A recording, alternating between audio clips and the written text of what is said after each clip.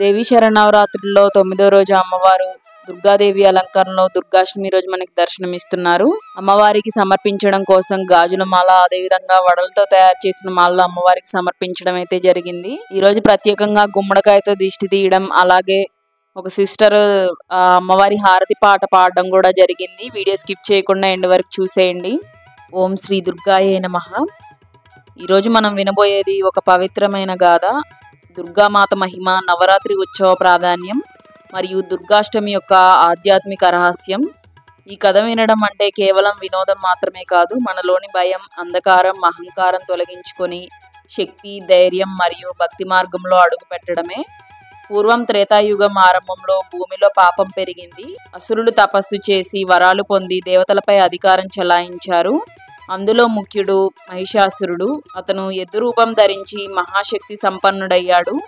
శివుడి వద్ద తీవ్ర తపస్సు చేసి ఎవరూ నన్ను చంపలేరు, అంటే దేవతలు, మానవులు, దానవులు ఎవరు కూడా నన్ను చంపని విధంగా వరాన్ని అయితే ప్రసాదించుము అని శివుణ్ణి ప్రార్థించగా శివుడు తదాస్తు అని మహిషాసురునికి వరాన్ని ప్రసాదిస్తాడు. మహిషాసురుడు 3 లోకాలను వణికించాడు. ఇంద్రుని సింహాసనాన్ని ఆక్రమించాడు. దేవతలు, ఋషులు, మనుషులు అతని భయంతో జీవించలేకపోయారు. దేవతలు బ్రహ్మ, విష్ణు, మహేశ్వరుల వద్దకు వెళ్ళారు. వారందరూ ఆలోచించి మహిషాసురుని చంపగలిగేది ఒక స్త్రీ శక్తి మాత్రమే అని నిర్ణయించారు. అప్పుడు త్రిమూర్తులు తమ తమ తేజస్సును సమ్మేళనం చేశారు. విష్ణువు యొక్క కాంతి, శివుని యొక్క గర్జన, బ్రహ్మదేవుని యొక్క జ్ఞానం అన్నీ కలిసి ఒక దివ్యమైన రూపాన్ని సృష్టించాయి. ఈ తేజస్సు నుండి వెలువడినదే దేవి దుర్గామాత. ఆమె కాంతి సూర్యుని కంటే ప్రకాశవంతమైనది. ఆమె చేతుల్లో త్రిశూలం, ఖడ్గం, చక్రం, శంఖం, గద, ధనస్సు, బాణం, ప్రతి ఆయుధం ఒక దేవత యొక్క శక్తి ప్రతీక. ఆమె వాహనం ఒక సింహం. ఇది ధైర్యం మరియు నిర్భయతకు సంకేతం. దుర్గామాత రూపాన్ని దేవతలు చూసి ఆశ్చర్యపోయారు. వారు ఆమెను, ఓ అంబిక, నీవు శక్తి రూపం, జగత్మాత, రక్షకురాలు అని ఆమెను స్తుతించారు. అప్పుడు దుర్గామాత చిరునవ్వుతో నవ్వి, అసురులు అధర్మాన్ని పెంచారు, భూమి రక్షణ నా ధర్మం, నవరాత్రి 9 రోజుల్లో నా 9 రూపాల్లో భక్తులకు దర్శనమిస్తాను అని సెలవిచ్చింది. అప్పుడు దుర్గామాత తన సింహంపై సవారై యుద్ధరంగంలోకి ప్రవేశించింది. మహిషాసురుడు గర్జిస్తూ దూసుకొచ్చాడు. ఎవరైతే నాకు ఎదురుగా వస్తారో వారిని నాశనం చేస్తాను అని గట్టిగా శపథం చేస్తూ మహిషాసురుడు యుద్ధం చేయడానికి ముందు ఇప్పుడు దుర్గామాత త్రిశూలం విసరగా ఆకాశం ప్రకాశించింది. యుద్ధం 9 రోజుల పాటు కొనసాగింది. దేవి ప్రతి రోజున ఒక్కొక్క రూపంలో దర్శనమిచ్చింది. శైలపుత్రి, బ్రహ్మచారిణి, చంద్రగంట, కూష్మాండ, స్కందమాత, కాత్యాయిని, కాలరాత్రి, మహాగౌరి, సిద్ధిదాత్రి. ఈ అష్టమి రోజున దేవిని మహాగౌరి రూపంలో మహిషాసురుని ఛాతిపై త్రిశూలం గుచ్చి సంహరించింది. 9 చిన్నారులను దేవి రూపంగా భావించి పూజించి వారిని భోజనంతో సత్కరిస్తారు. ఇది భక్తి యొక్క అత్యున్నత రూపము.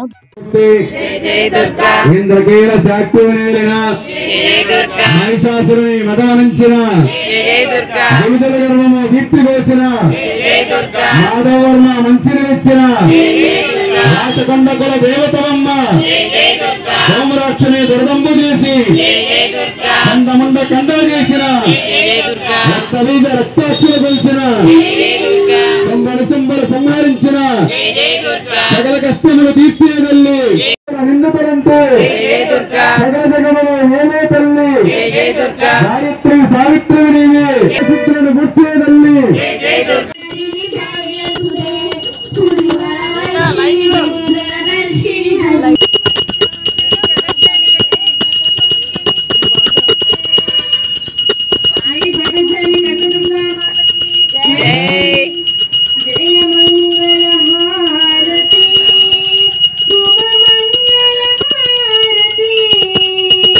శ్రీ భువనేశ్వరి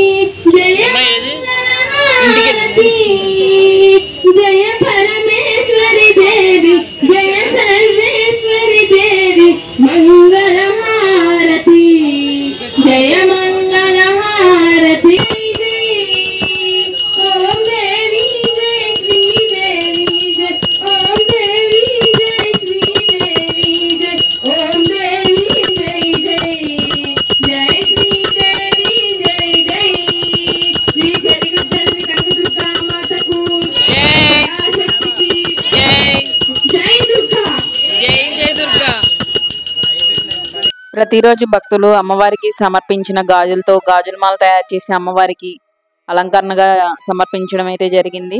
అమ్మవారి అలంకరణ ఏ విధంగా ఉంది అనేది అయితే కామెంట్ చేయండి. వీడియో నచ్చితే లైక్ చేయండి, షేర్ చేయండి. దుర్గాష్టమి రోజున గుమ్మడికాయ దృష్టి తొలగించడం ఒక ముఖ్యమైన సాంప్రదాయం. పసుపు పూసిన గుమ్మడికాయపై నిమ్మకాయలు, వేపాకులు, ఎండుమిరపకాయలు ఉంచి దానిని ఇంటి చుట్టూ తిరిగి దేవిని స్మరించి పొగలగొడతారు. ఇది దృష్టి దోషం తొలగించడమే కాదు, మనలోని నెగిటివ్ ఆలోచనలను దహనం చేయడం అనే సంకేతం. దుర్గామాతకు గుమ్మడికాయ నైవేద్యం ఎంతో ప్రీతికరమని పురాణాలు చెబుతున్నాయి. దుర్గామాత భక్తులకు ఒక గాఢమైన సందేశాన్ని ఇచ్చింది. భయం, కోపం, అహంకారం, ఈర్ష్య ఇవే నిజమైన రాక్షసులు, వాటిని జయించిన వాడే నిజమైన విజేత అని ఆమె భక్తులకు చెప్పింది. నీ మనసులోని దుర్గను మేల్కొల్పు, నీ ఆత్మలోని సింహాన్ని బయటకు తీయి, ధైర్యంగా, ధర్మంగా, ప్రేమగా జీవించు అని ఆమె భక్తులకు చెప్పింది. దుర్గామాత శక్తి స్త్రీలలో, పురుషులలో, బాలలలో, వృద్ధులలో అందరిలోనూ ఉంది. అది ప్రేమగా, రక్షణగా, ధైర్యంగా వ్యక్తమవుతుంది. దుర్గాష్టమి తర్వాత మహానవమి, ఆపై విజయదశమి వస్తుంది. అది అధర్మం మీద ధర్మం గెలిచిన రోజు.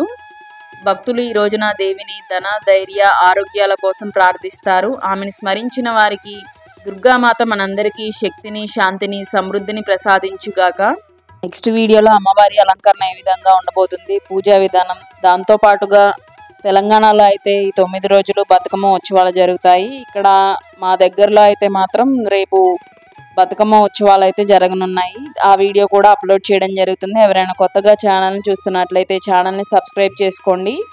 వీడియో నచ్చితే లైక్ చేయండి. అమ్మవారి అలంకరణ ఏ విధంగా ఉంది అనేది అయితే కామెంట్ చేయండి. ప్రతిరోజు అమ్మవారి అలంకరణ, పూజా విధానం మన ఛానల్లో అప్లోడ్ చేయడం జరిగింది. ఈ 11 రోజుల పాటు జరిగిన దేవి శరన్నవరాత్రుల ప్లేలిస్ట్ అయితే మన ఛానల్లో ఉంది. అమ్మవారి అలంకారాలు ఏ విధంగా ఉన్నాయి, పూజా విధానం అన్నీ కూడా ఒకసారి చూసేయండి. వీడియో నచ్చితే లైక్ చేయండి, షేర్ చేయండి, ఛానల్ని సబ్స్క్రైబ్ చేసుకోండి. శ్రీ మాత్రే నమః అని అయితే కామెంట్ చేయండి. ఓం దుర్గాయే నమః. ఓం నమః శివాయ.